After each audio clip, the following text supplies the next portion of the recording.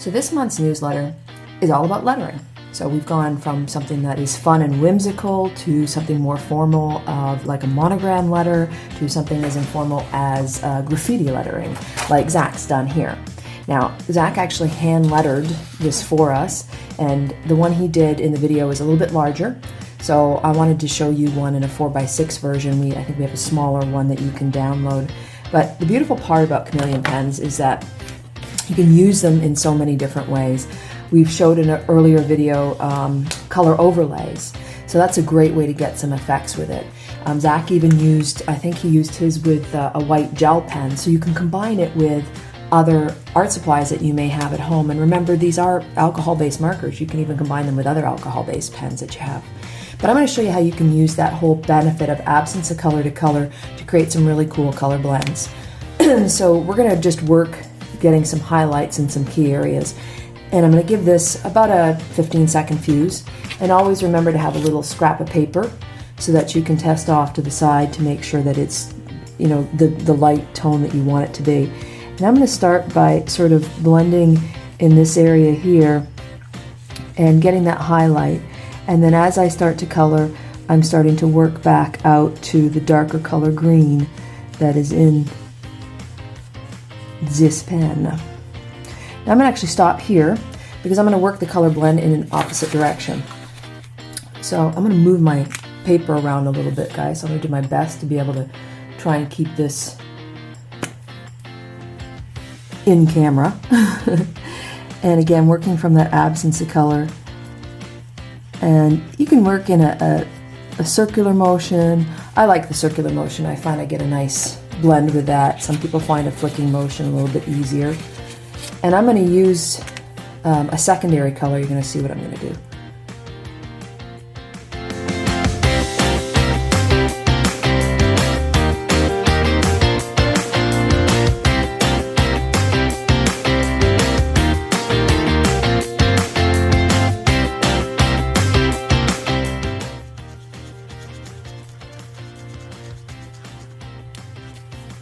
Each time you'll notice the fuse that I'm doing is really maybe only 10 seconds long.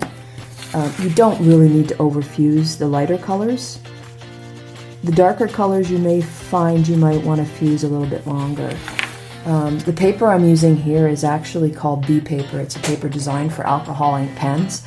You can use this one I did earlier. I actually did just on a regular photocopy paper.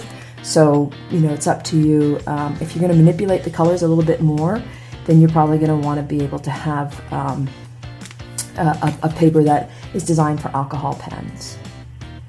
I'm going to work a little bit more on this green. And I want it to start to get a little bit more intense in here. So I'm actually just going to hang in this area for a little bit. I'm working to get that nice color overlay that'll happen when I pull in the blue. So I'm going to switch to my BL3. I'm going to jump back to my green shortly, but there's my BL3. Again, it's a lighter color, so I'm going to fuse it just a little bit shorter period of time. Test that off to the side. And I'm going to overlap a little bit in this area that I already colored with the green, because I want a little bit of overlap. So as I'm starting to color, coming down here, and it's almost like with these really nice super soft Japanese brush tips, I'm just sort of massaging in the color. That's about the best way I can explain it. It's just such a beautiful light touch. So I also want to have some highlighting in this area. I'm gonna just do a little bit more of a drop shadow in here. That works kind of fun, where that tone on tone can really work. I just want a little highlight in that top area there. So I'm going to again give that about 10 seconds of a fuse. Test it off to the side. And just work in this area till I start to see the tint changing. There we go. And I'm going to pull that back in. And it's kind of cool how I'm able to get all these different tonal changes. I'm actually going to work from this direction out.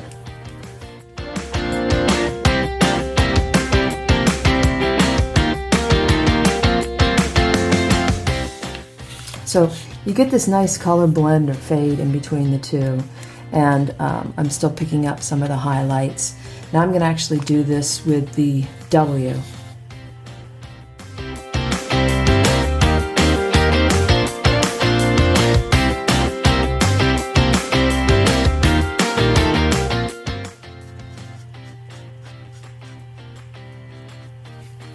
What I'm doing is I'm kind of using the toning medium to hit lighter in these areas.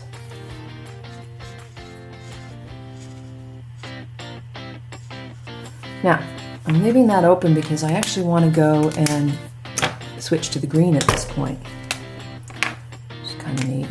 And I'm going to try and use a color blend to go in between those two.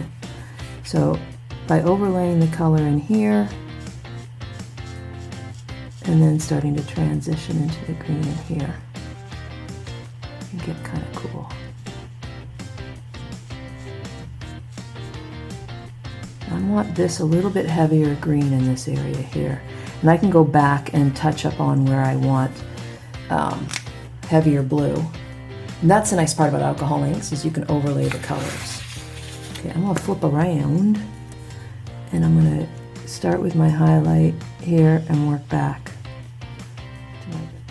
Think of it kind of like watercoloring with your pens. Now I did that highlighted there so that I can transition into my blue again. So that same color overlay where I'm going to overlay that fused color with the fused color. So the clear with the clear, or the hint of a tint. Coloring that off to the side a little bit. I only gave that a 10-second fuse. You don't need to fuse it very long.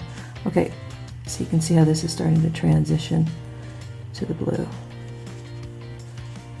Now I actually wanted to stop there, and I want to highlight this area a little bit more. So I'm going to give this some good toning medium, and I'm going to give it a good manipulation of color in here. So I'm almost using my blue as a blender pen at this point when I did that. Because what I did was I really went into a lighter toning medium.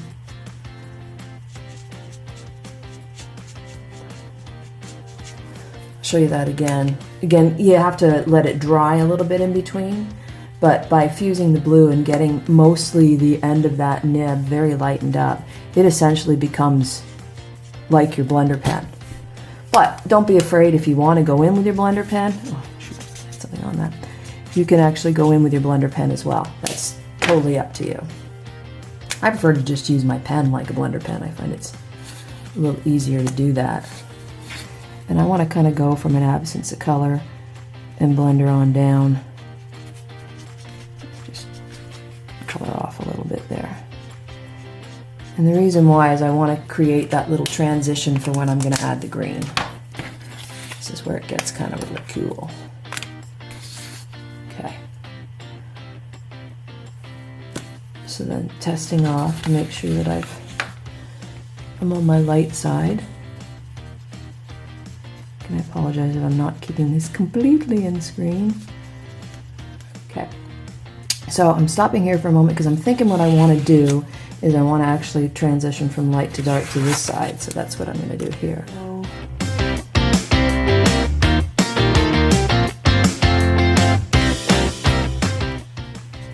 Just from that light to dark there. Give that another hit so I can blend a little bit better in this area. Again, every time you hit that blender with it, you kind of turn your pen into a blender pen. It allows you to smooth over areas. And I want a little bit more color on this side. So what I'm going to do is just fuse this and then color out this way.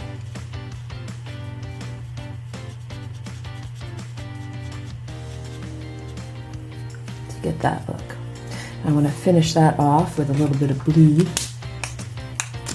in there.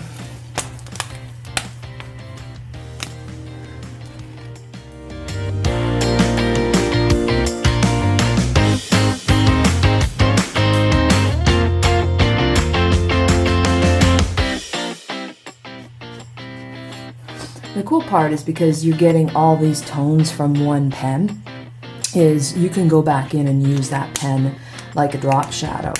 And that's where it's kind of neat if you wanted to give some more tone to, let's just say, the green area in here.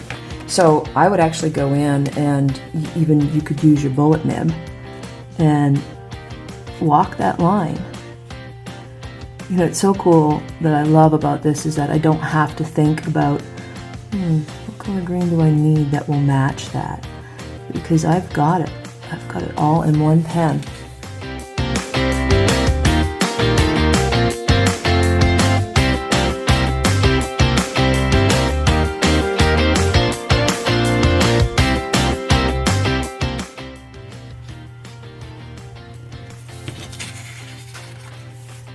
Add some down here. It's kind of fun.